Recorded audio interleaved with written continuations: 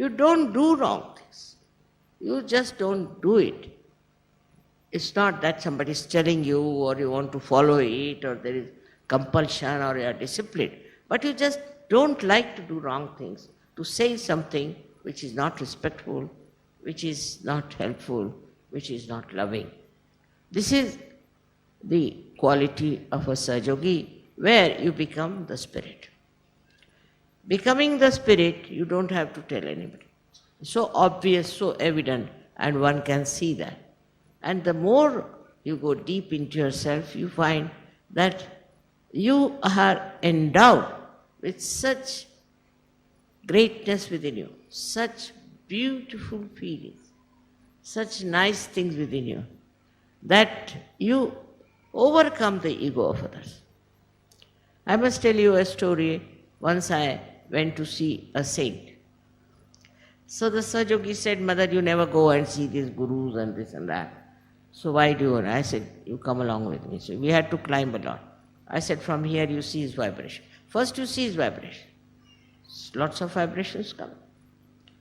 So we went up the hill, climbed up. And this gentleman was supposed to have powers that he could control the rain. And it started raining, and raining very heavy. And I got completely drenched in that rain. When I went up, I saw him sitting on a stone, just shaking his head with anger or I don't know what. So I went into his cave and sat down. So he came back.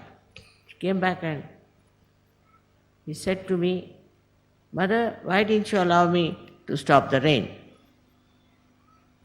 Is it to overcome my ego? I said, no, not that. I didn't see your ego anywhere. But the problem is another. You are a sannyasi, you are one who are an ascetic, you bought a sari for me. Now if you bought a sari for me, I can't take from you because you are a sannyasi. So I had to get drenched so that I will have to borrow sari from. And the whole thing melted away. He became a very different person. So with wisdom, you know how to handle different types of people. You say things by which you melt their ego. Their conditionings also are brought into a kind of a new awakening with it. They see in you that wisdom, that love, that expression of, I should say, your spirit. And that's how so many saints, though they were tortured and troubled by many, but they were definitely very much respected and loved. But those saints in those days, I must say, were definitely very nice and good people. But one thing was there, they were rather strict and disciplining with their disciples. The reason was that they were not realized souls, their disciples. And these gurus thought that unless and until you discipline these people, they'll never rise. They'll never become something great. So they are to be disciplined. And those who were seekers of truth accepted. All right. Whatever you say, we'll do. Even if you ask us to fast, we'll do. They'll stand on their heads, all right, stand on our head. Do what you say, I will be willing to do it. You don't have to worry on that point. And that's how they were very disciplining type. But in Sahaja Yoga, there's no discipline taught.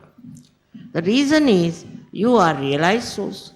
Your spirit is there and the spirit gives you the light. In that light you see yourself so clearly and you can discipline yourself. I don't have to tell you. You know that so many people have given up drugs overnight. But I never told them, I never even talked about drugs or anything. And how did they do it? Because they had the light.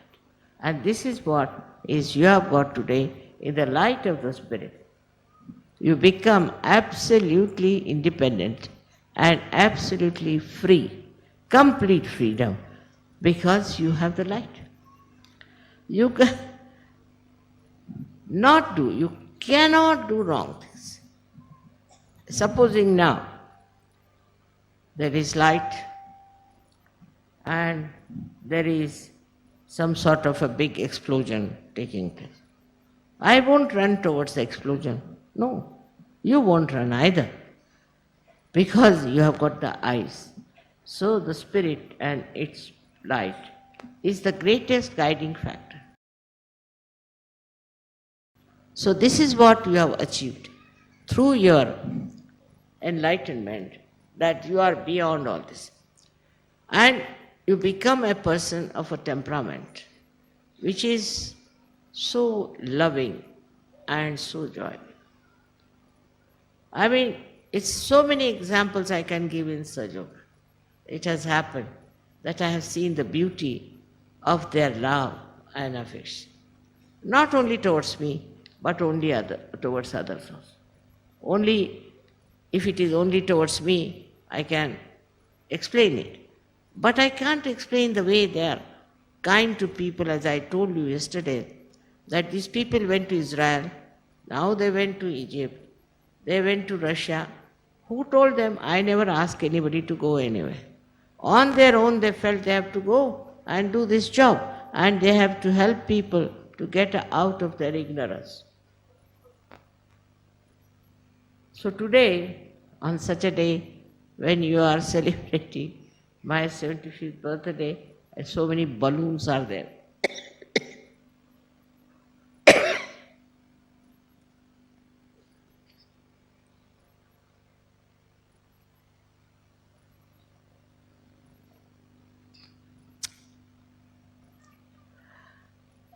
they are very remarkably, very picturesque and have colors of different types expressing your love for me. In everything I see your love.